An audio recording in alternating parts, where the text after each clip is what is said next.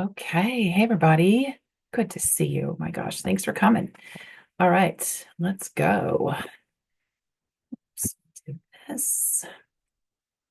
Yes, let's do this. Okay. Distractions. Oh my gosh, who's not distracted? Distractions are everywhere. People are paid to distract us, and amazing researchers who spend their decades and decades, their PhD thesis on distractions and happiness, they have figured out what makes us happy, and distractions are the opposite of happiness. So distractions steal our happiness, steal that feeling of content. So let's talk about this a little bit. How can we learn more? How can we increase our brain wonder to increase our focus so we can, beat that unhappiness feeling and beat those distractions? Because there are people that are paid to distract us, right? All right, so go ahead, feel free to put in the chat where you're coming from. Where are you? Thanks for joining today. So this is a quote from an amazing happiness researcher. She's a psychologist, Dr. Sonia Lubomirsky. She says, we've really bought into the myths of happiness, and her whole book is on what doesn't make us happy and we think it will, what does make us happy and we don't think it will. So really, it just bursts through the myths of what can indeed cause happiness or steal our happiness. And distractions is her key lesson, to focus on what's important to you. That's what we're going to talk about today, how to get our brains to focus. We're busy, or, women doctors is generally who's in my audience, and others. People say, like, I'm toast. I've done enough. My days are full. I have a lot to do in my days. But you're rock stars, right? You're doing amazing work, but you're tired. You're toast, just like this image here, burnt, crispy. So this is for women docs who want to help others, who want to feel creative, who want to just pause for a minute. Like, what is important to me right now? What can keep me feeling vital, like feeling excited? Like, I just had a conversation with the doc this week, and she's like, just has three little kids and it's busy, right? And she's busy. And it's just been, life's been flying by. She's moved, she's done all these things, changed institutions. And all of a sudden she's like, it's like almost like coming up for air. Like, you have a second to think about, like, am I doing everything I want? She sees other people doing things. She's incredibly brilliant and doing amazing work with patients, and just wondering, like, in a holistic sense, like, is she doing everything that she wants? She wants to feel impactful. She wants to feel valued.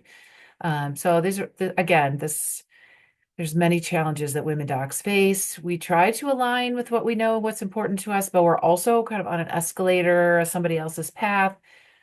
This is just how we do it here, is what we typically hear. So how do you pause, say, what is important to me right now? What do I want to make sure I put in my life? When I hit 50s, I was like, okay, I got to put these things in my life because this is it. Like, there's an end date to my professional career someday. And I want to make sure I've done everything I can and used all my gifts and learned everything I can, and leave on a high note. I don't want to kind of leave, battered and tired and not finding meaning. That's not how I like to roll. So this organizational culture model really helped me. It's called Shine's three level of organizational culture. So I personally didn't learn a lot about assessing culture, building culture, influencing the culture at all, where at all through my professional development. So I have to dive into, kind of the business literature on this. It's starting to come out in healthcare. And it turns out that, it's well explained in other areas. So, if you think of this iceberg, you see the white ice above the water, that's very clear. And then we'll talk about, the deeper levels that are a little bit harder to assess. They're harder to see. And so the artifacts and behaviors, let's say, of healthcare. I work in healthcare. The artifacts and behaviors, you're in a healthcare environment. You see white coats, you see maybe people going by on gurneys, you see certain equipment, you sit down, the person asks you certain questions, you're in a healthcare appointment.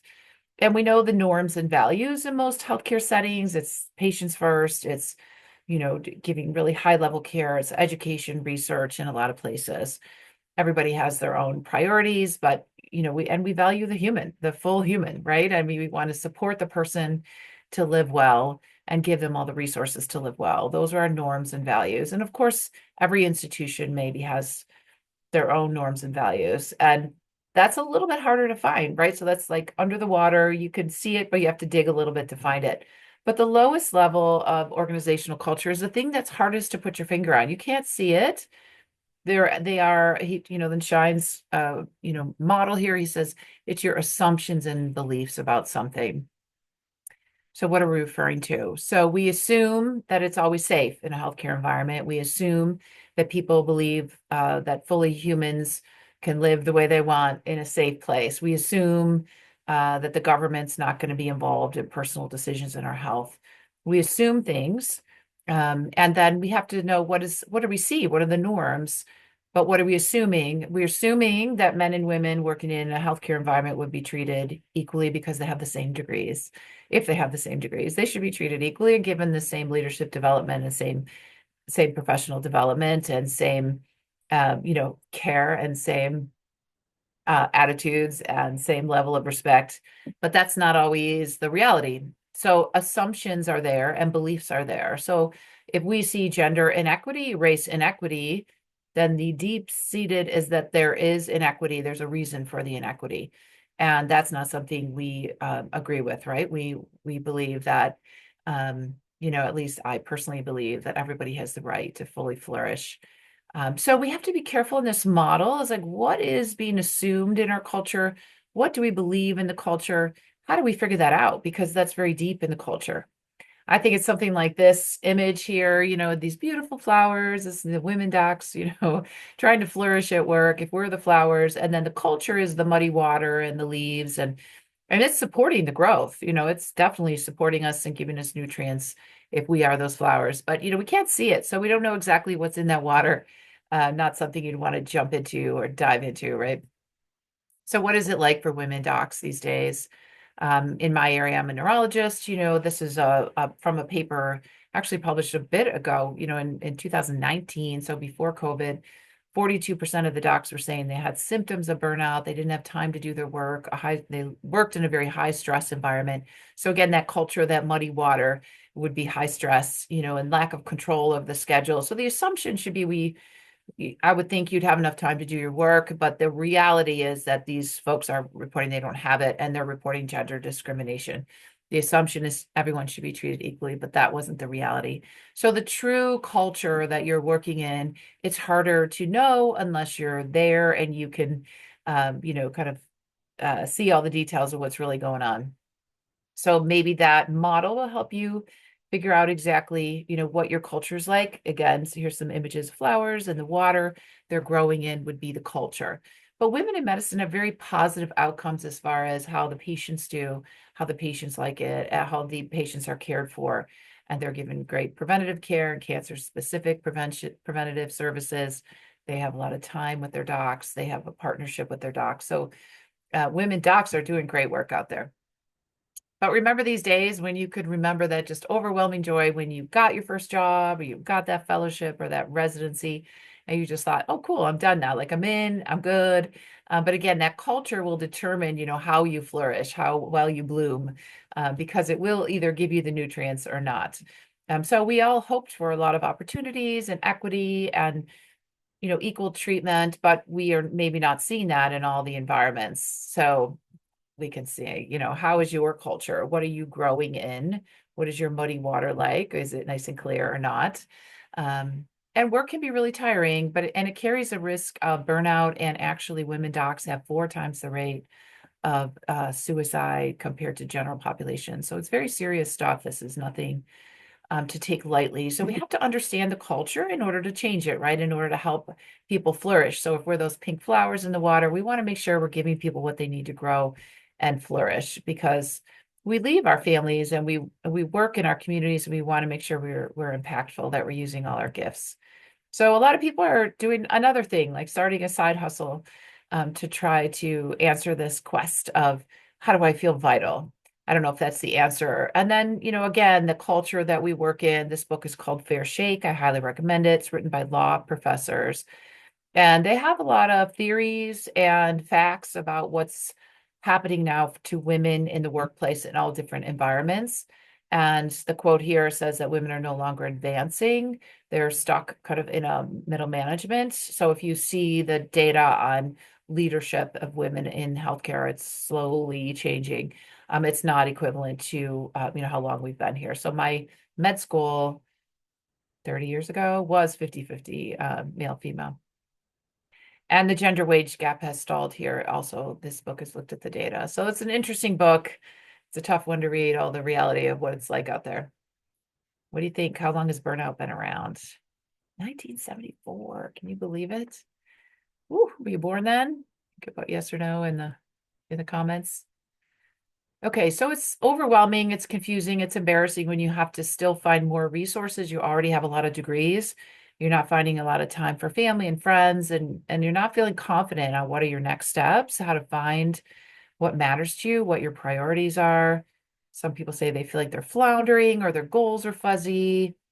It's just, and they want to make sure they're doing what's important to them and they're raising their kids. They want to show their kids that they're living intentionally, is when a lot of docs come to me when their kids are sometimes in middle school, a little bit younger, like, okay, I do want to work with you and have coaching or join my group, my membership called WAG, like a dog's tail, WAG. We work together, we set our goals, we set bite-sized action steps, and we just support each other through it because it's not fun to do it alone. And we know the literature suggests if you say it out loud, say a goal out loud, work together, we all get it done faster and it's more fun anyway. But I really never learned that work can help us feel important and useful in our communities. I've seen that in some of my patients. I remember when I was an intern, I would see men, it was mostly men at that time, because this was 30 years ago. When they would retire, they would come in with a heart attack or a stroke within months because they didn't have an identity. They didn't have a network. They just didn't feel like they were useful anymore. So, like always, we have to figure out what's important to us. And if we change something, we have to be intentional about our change. And our brain can give us support in order for us to learn, but we also need to give it support so that it can learn or change or modify or stay vital. And we can drive our own professional growth. We don't have to wait to be kind of tapped on the shoulder like it's your turn. We can drive our own professional growth.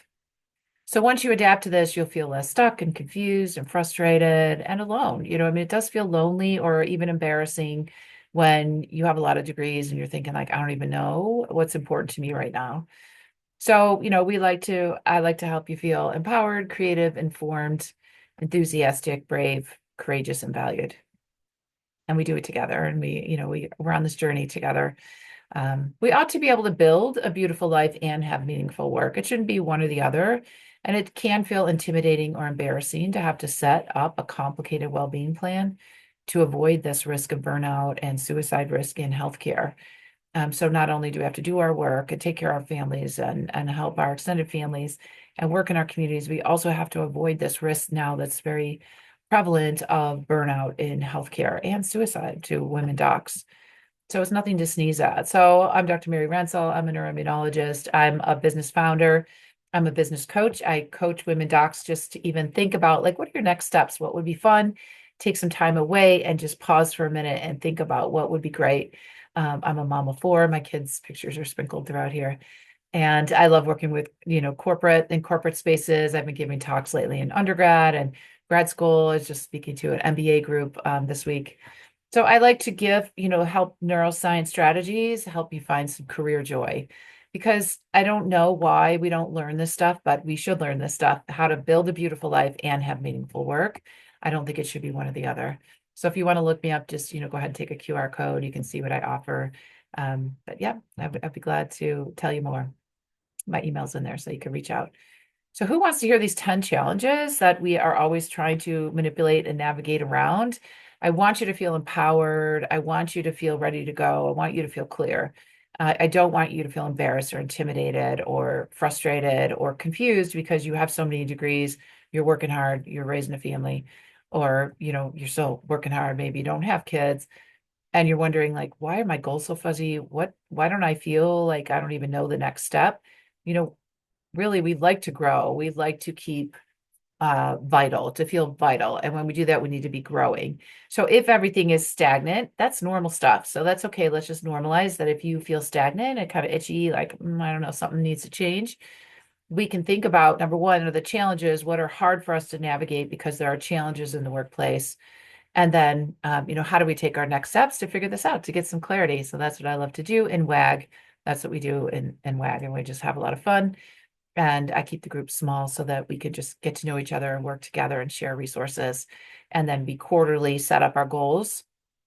We take some time to envision, set up our goals, set up bite-sized action steps each week. So it's like setting little stones across a river so you can make change really slowly and safely. That's what we do in WAG.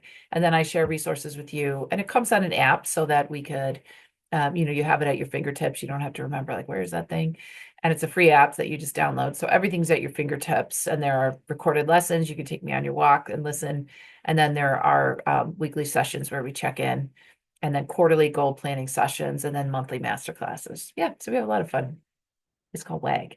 The information's coming up. So what are the challenges? Well, there's themes to the challenges, maybe not surprising, but there's gender inequity throughout healthcare, in, opportunities, in professional opportunities, in leadership opportunities, in educational opportunities. And we don't have any business training within medical school. Rarely a medical school has some business training, or I met a resident the other day. His medical school had MBA training if he wanted, and he did, which is really cool because he wants to be a leader at a rural hospital, which I thought was really awesome. And we have this balancing act between work and home and these societal factors, this culture that we talked about, the muddy water that we're trying to grow and learn and flourish in. There's a lot of mystery to the assumptions and beliefs to it. And sometimes it's hard to put your finger on what's really going on, even though above water, they may say X, Y, or Z, these are important to us, but really day to day, your actions speak louder than words, is what my mother always used to say a lot, but she wasn't wrong. So here are the 10 challenges of, busy docs. There's gender disparities and opportunities.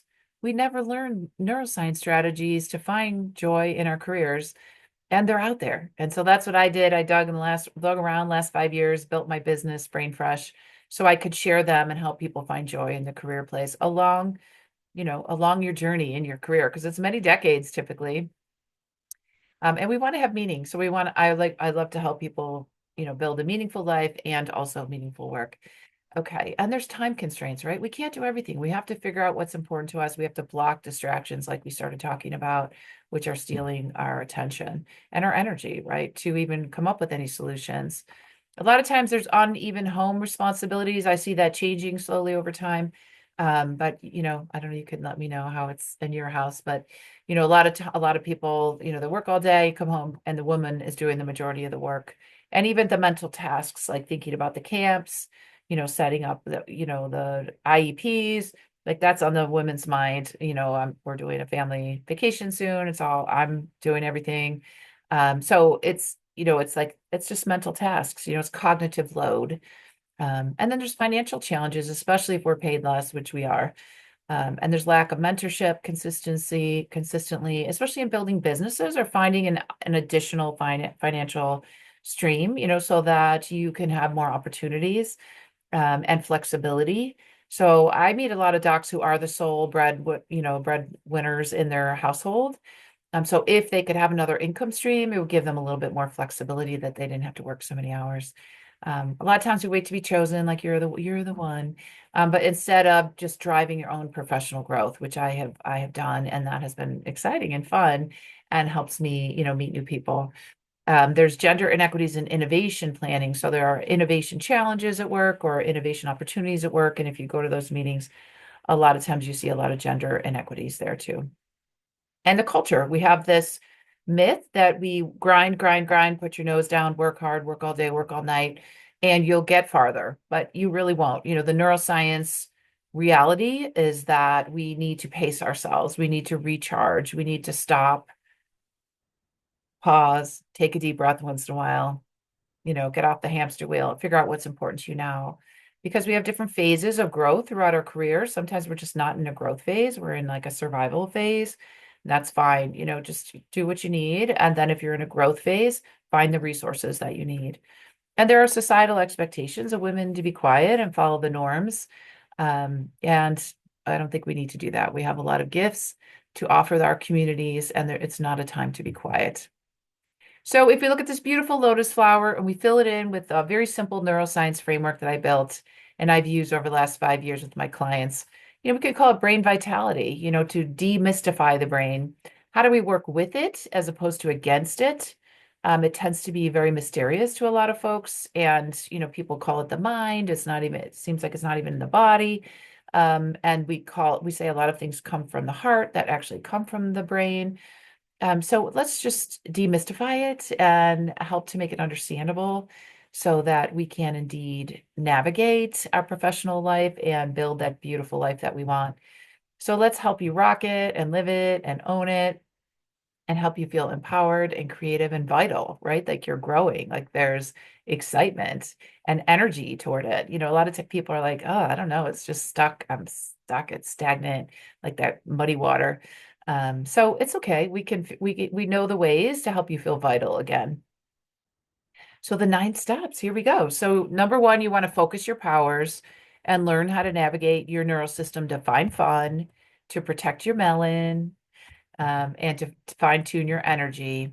And then to support your neuroscience, we will talk about gaining your guardrails because you can't do everything, strengthen your gifts, and believe in belonging and build your team. And then how do you leave an impact in this world? Because we all want to have meaning. We want to make sure our work is meaningful, that we're making a difference. So we'll talk about how to expand your support, angle your anger, and build your courage. So let's talk about this a little bit. The first one, find your fun. Why is it important? Well, we have busy days, right? And we have a lot of work to do. And a lot of people come home and then they put their kids to bed and then they're on Epic all night, doing their EMR work. And then on weekends, they're writing their papers or they're doing their slides or getting ready for presentations, like I will be doing later. So why does all that matter? Well, we need a rebalance, right? If we're working all the time, we need to slow down, have some fun. Fun is a wonderful neuroscience state. It's a lighthearted state. It's a positive emotional state. It helps us be more creative and clear, and it helps us focus. And usually you're with someone else, and so there's a lot of power to it. There's some books that go over this in detail if you need more data to know that fun is important. There's one called Positivity by Barb Fredrickson, and there's one called The Power of Fun. So these are really important to help prime our brain so that we can feel more vital and creative. Okay, next one, protect your melon. Why is it important? Well, your brain is your essence. Your brain makes you special. So how do we even grab its attention or keep its energy up or give it what it needs? It needs. We've talked about the risk of burnout in healthcare. It is serious stuff, right? And the risk of suicide. So we can't mess around with this, We need to make sure that we're taking care of it, we're protecting it because people want it. People want our attention.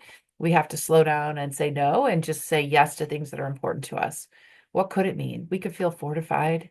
We could feel not exhausted. We could feel not stuck. We could feel creative. Yeah, it's good stuff, right? What about if we found our focus by fine-tuning our energy throughout our workday? These are things we don't really learn, the micro steps that you can do throughout your workday to lessen your stress. We have a lot of long hours. We have very emotional interactions with patients and their families all day in healthcare. There's a magical thinking that healthcare workers can work 12 hours, no problem, 18 hours sometimes, on call. But really, we do need to have these micro resets, recharge moments. We know we have to recharge our phone or it's toast. It's done, right? It's black. It doesn't give us anything, no interaction. And we're the same way. We actually have to recharge. There's a wonderful book by Dr. Boyatzis called Resident Leader that, reminds us of the importance of stopping 3 times a day, 5 to 10 minutes, recharge, do something that's, fun or renewing for you. Might be talking to a friend. It might be looking at nature, might be looking at some great pictures on your phone. Again, to boost that clarity, that focus. Because otherwise, people want us, they want our attention all day long, right? All right. So for the first 3 petals of the framework, we have a 9 step framework that I built. It's mine. It's Brain Fresh, and it really has help me feel vital at this stage in my career. So we're going to give this red, yellow, or green ratings. Okay. So go ahead. You can get your pencil out, get a piece of paper.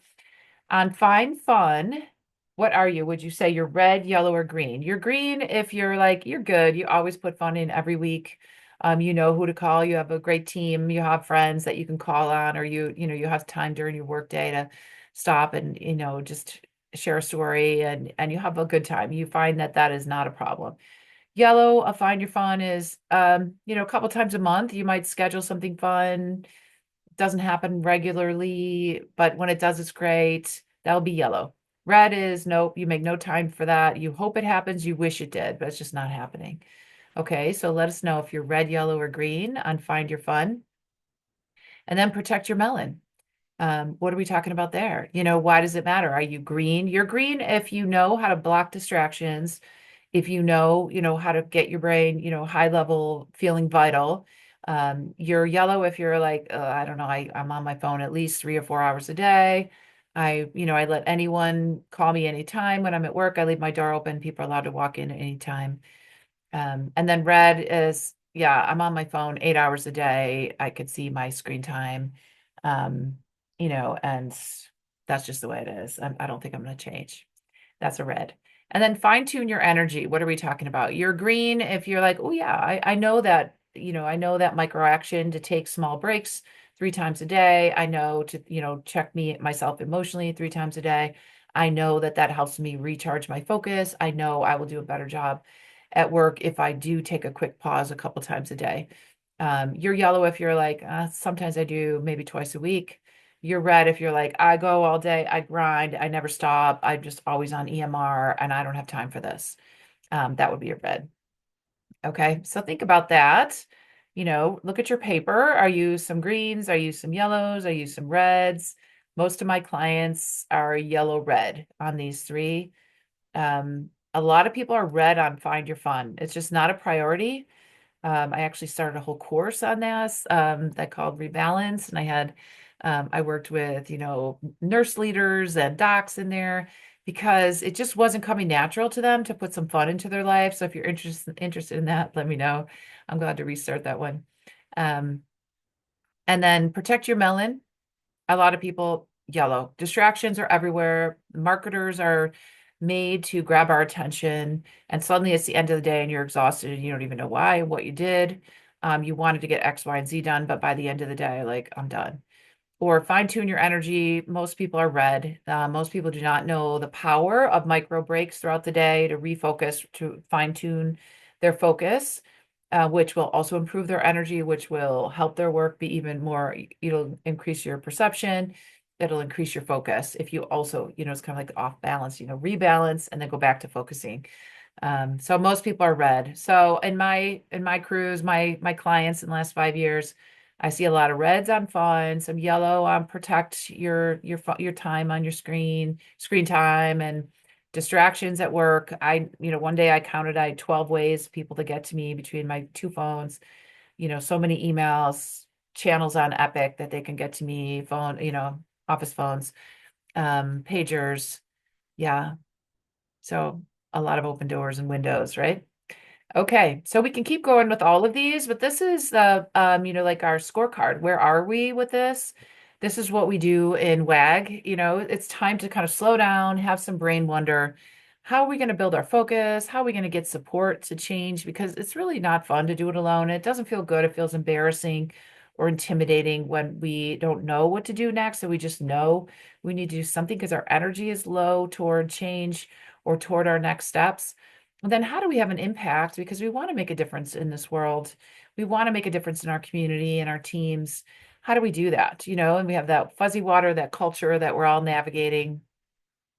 So we learned about the inside of culture and how difficult it is to really find the assumptions and the beliefs in culture without being in the workplace for a long time. But Brain Wonder can help us. It can guide us as high risk professionals. There are challenges that we're all dealing with. There's emotional distress is very high in healthcare workers, and it's contagious. We share things. We're in synchrony with our emotions. So you can think like, I'm all right, but my colleagues, are not. That is contagious to us. So we have to be careful and influence the culture as best as we can. There's a clear neuroscience framework that has helped me and my clients to navigate a meaningful career.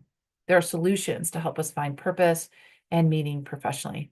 And we can stop wait to be chosen. You don't have to wait for someone to tap you on the shoulder. Just go out and drive your own professional growth, right? So which step is your favorite? You could put it in the comments. Is it focus? Is it support?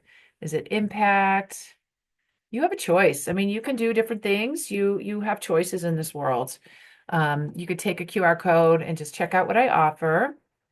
I'd love to support women docs on their journey, especially if you're at that place like, ooh, it just feels embarrassing or intimidating or kind of overwhelming to find that next step. But I know I'm kind of itchy to do something different. But really focusing and changing, if you can focus, you really can change the world with your gifts. And we need you out there. The world needs a lot of people living fully in their own gifts and strengths. And you're unique, you have unique strengths. And I would love to help you, kind of tune them up and use them in this world. And the good thing is when something is meaningful to us, adults, we can still learn, we can do new things. So these are two studies I'm quoting here. One is Dr. Boyatzis, who did even functional MRIs in MBA students. When people had goals and meaning toward their goals, they stuck with it 40 to 75% more, and they sustained their improvement. So we're not going to do something that's not meaningful to us. We take time to figure out what is meaningful to us now. Why do I do this? Well, I'm a mom of three girls and a boy, and I see the power of supporting girls and women in their life journeys, right? When women in the culture are healthy, the culture is healthy. When women have new tools, they share them with the culture. And the reason I have just this cute picture of Girl Scouts, International Girl Scouts, I was a Girl Scout leader to three troops because I believe in the power of girls. And so, I do feel, and women, of course. And so take a picture of that QR code. You can check out my WAG, my membership. Our quarterly goal setting is coming up. So jump in soon. I have only 3 spots open. When they're gone, they're gone. And if you use these coupons, you can get a good deal, especially STAT. That's 15% off today. So check it out. And so what do we do in this membership? It's really, who's it for? It's for busy women docs. When you say like, oh, life is flying by, I feel like I'm floundering. I feel like I'm wasting energy. I'm just confused. I don't have any like energy toward change because you just feel spent, right? You feel crispy toast, like our toast pictures we saw earlier. And you're wanting to do something, and you want to feel like informed and purposeful. You want to go from scared to courageous action taker. That's what we do. And that's okay that you're not there yet, that you're ready, because that's great. It's great if you're ready for change, but you're not sure how to do it. That's the first level of change, right? Just the awareness. And so we have action-based sessions. We don't waste a lot of time with a lot of esoteric knowledge. We just like get to it because we know in a neuroscience sense, when we take action, then we feel hope. When we take action, we feel confident. So we don't sit around and wait for hope or confidence. We take action to build them. And there's monthly resources, quarterly resources, and quick weekly check-ins. So on average, it's maybe 20 to 30 minutes a week. It just depends on when you want to do it. It's all on an app that is free. And there's a lot of promises, but I promise that we will have time together to set up your goals, to stop and think about what's important to you, to make it clear. It's all on an app. There's a fee every month. It depends if you use a coupon, how much it is. It's usually around $400. There is um, a recorded version. I don't recommend it, but if you say like I can never make the live, because right now we have live sessions on Thursday at lunch, and on Eastern time. And if you're like, I can never make that, I want to get the recorded only, you can do that. I would suggest coming to some of the live goal settings because it's just more fun. I know it takes some courage to come to the live sessions because you want to think you know it all, that you have all the answers, but that's okay. We're a kind community. So if kindness is not your way, then please don't join because that is a clear goal of a clear core value of Brain Fresh, that we are kind and we're courageous and we're supportive. So if that's not your nature, please don't join us. Maybe there's another program that would fit you better. But there is a simple framework that can help you change your communities, that can build your unique journey to build a beautiful life. And we're supportive and we're fun. We don't want to make this boring. I don't know why we would want to make it boring. But yeah, that is WAG in a nutshell. So if you reach out with your questions, I'd love to answer them. And all the best to you. You got this. Just go out there and find meaningful actions, That's what we all need. Okay. Stay well.